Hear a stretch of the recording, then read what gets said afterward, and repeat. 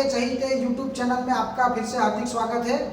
तो मैं परेश पटेल सौमिग्नो क्लासेस की ओर से आप सबका हार्दिक स्वागत करता हूं और आज एक हम नए टॉपिक की ओर जाने वाले हैं। तो आज जो अपना नया टॉपिक है वो प्रवासी भारतीय दिन के ऊपर है, जो आपको जानने में बड़ा मज़ा आएगा। कैसे मनाया जाता है, क्यों मनाया जाता है और इसके बारे में जो इंटरेस्टिंग बातें हैं वो हम जानने की कोशिश करते हैं। तो welcome to our YouTube channel.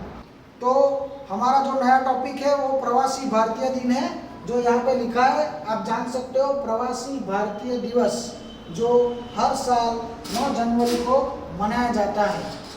तो एनआरआई डे के बारे में जानने की कोशिश करते हैं, जो आपको जानने में अच्छा लगेगा और आपका जनरल नॉलेज भी बढ़ेगा। तो ये दिन क्यों मनाया जाता है?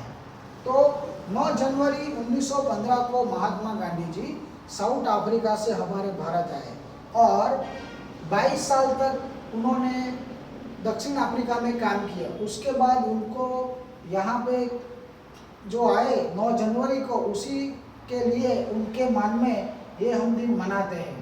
तो प्रवासी भारतीय दिवस महात्मा गांधी की वापसी की स्मृति में मनाया जाता है और इसीलिए जितने भी एनआरआई है उनकी जो उपलब्धियां हैं उसके बारे में हम जानने के लिए, उनको याद करने के लिए दिन मनाते हैं। तो जो एनआरआई है उनका जो नॉलेज है, एक्सपर्टीज है, तो उनको हम प्रायोरिटी देने के लिए हमारे भारत सरकार की ओर से ये दिन मनाया जाता है। तो चलिए आइए जानते हैं कि ये कब शुरू हुआ। तो ये जब शुरू हुआ तो उसके पहले एक कमेटी बनाई गई। भारत सरकार ने ये जो कमेटी बनाई उसमें किसको शामिल किया गया कि जो कानूनी सलाहकार थे, राजदूत भी थे और लेखक भी थे। तो ऐसे एलएम सिंघवी ने ये प्रस्ताव रजू किया गवर्नमेंट को कि ये दिन मनाना जाना चाहिए।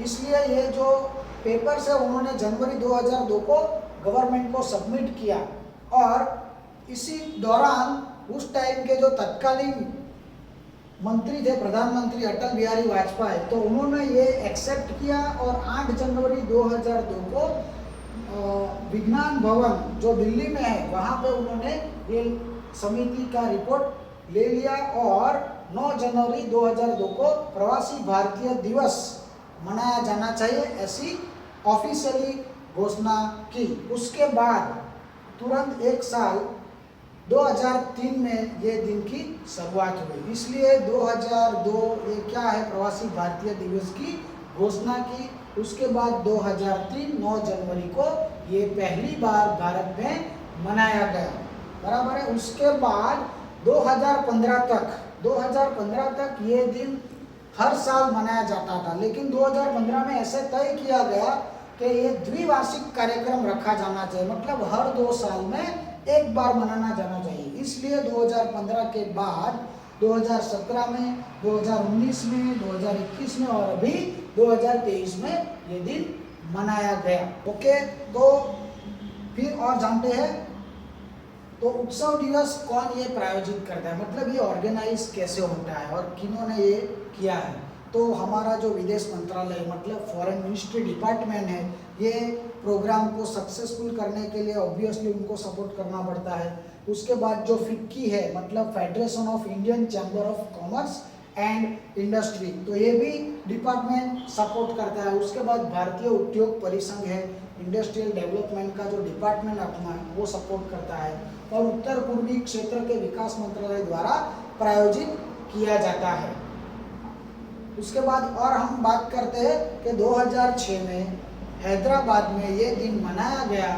तब गवर्नमेंट ने एनआरआई को ओवरसीज सिटीजन ऑफ इंडिया का एक कार्ड दिया, जिससे वो हर साल जो आते हैं और कभी भी वो आना चाहते तो उनको जो प्रॉब्लम्स होते थे वो अभी नहीं करने पड़ते। इसलिए एनआरआई के लिए ये ओवरसीज सिटीजन ऑफ इंडिया का और एक पासपोर्ट जैसा कार्ड दिया गया। तो ये 2006 में मनाया गया, बराबर। उसके बाद 2015 से लेकर अगर 2023 की बात करें तो ये कौन से जगह पे मनाया गया, अलग अलग शहरों में और अलग अलग राज्यों में मनाया जाता है। तो 2015 में गुजरात के गांधीनगर में मनाया गया, 2017 में कर्नाटक के बेंगलोर में मनाया गया, 2019 में वाराणसी में मनाया गया, 2021 में वर्चुअल के रूप में मनाया गया, क्योंकि उस दौरान आपको पता ही होगा कि कोरोना वायरस का प्रॉब्लम्स था, इसलिए ये वर्चुअल फॉर्म में दिल्ली से मनाया गया था।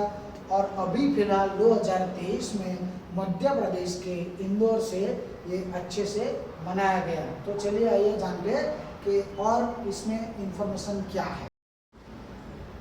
तो 2004 की हम बात करते हैं तो प्रवासी भारतीय केंद्र का एक प्रस्ताव रजू किया गया दिल्ली में। तो क्योंकि ये अभी बड़े पैमाने पे है दिन मनाने का, तो उसके लिए क्या चाहिए कि एक सेंटर तो होना चाहिए, इसलिए गवर्नमेंट ने 2004 में एक बड़ा सा सेंटर बनाने का सोचा, बराबर है। उसके बाद वो जो सोचा, उस टाइम पे प्रधानमंत्री कौन थे? अटल बिहारी वाजपेयी थे।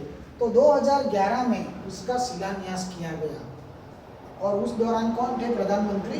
तो मनमोहन सिंह थे। तो मनमोहन सिंह के दौरान ये 28/4/2011 को इसका शिलान्यास किया गया, और इसका जो निर्माण कार्य 2013 में कंप्लीट किया गया, और 2014 को ये इसका उद्घाटन किसने किया? उस टाइम के प्रधानमंत्री नरेंद्र मोदी के द्वारा ये प्रवासी भारतीय केंद्र का उद्घाटन हो गया, और इसलिए एनआरआई जो होते हैं उनको ये सहूलियत मिलते हैं, बराबर है। तो ये प्रवासी भारतीय केंद्र का नाम अभी नया चेंज हुआ है, तो उसके बारे में भी जानते हैं। तो दिवंगत विदेश मंत्री हमारे कौन थे?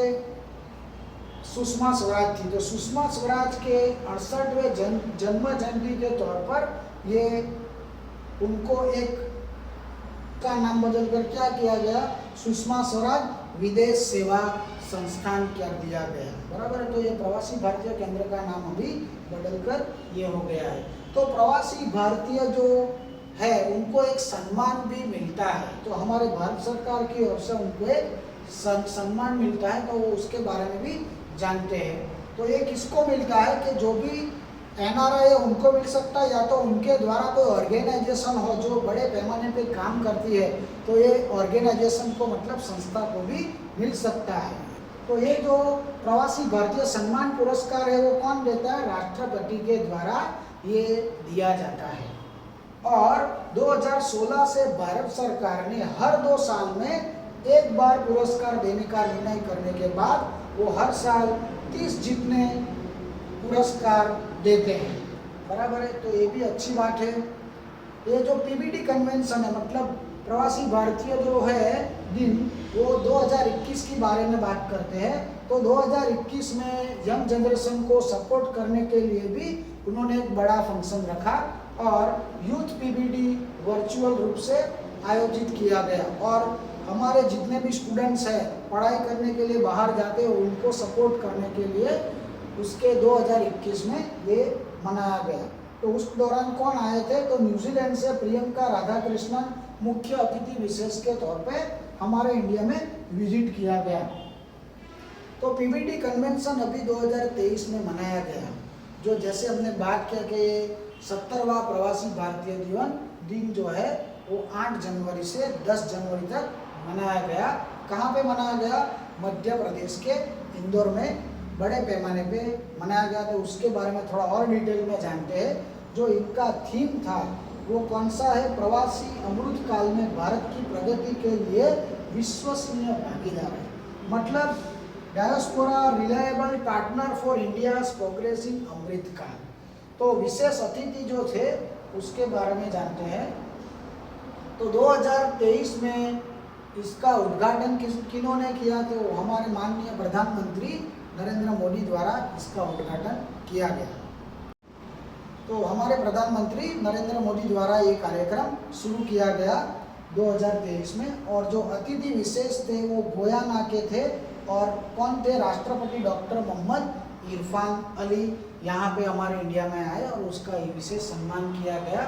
तो पीबीडी में 70 देशों से लोग आए, और 3500 से ज़्यादा एनआरआई ने पार्टिसिपेट किया। तो बहुत बड़ी बात है, अच्छी बात है। तो ये जो प्रवासी भारतीय दिन है 2023 वो 5 फॉर्म में किया गया, मतलब 5 सत्र में किया गया।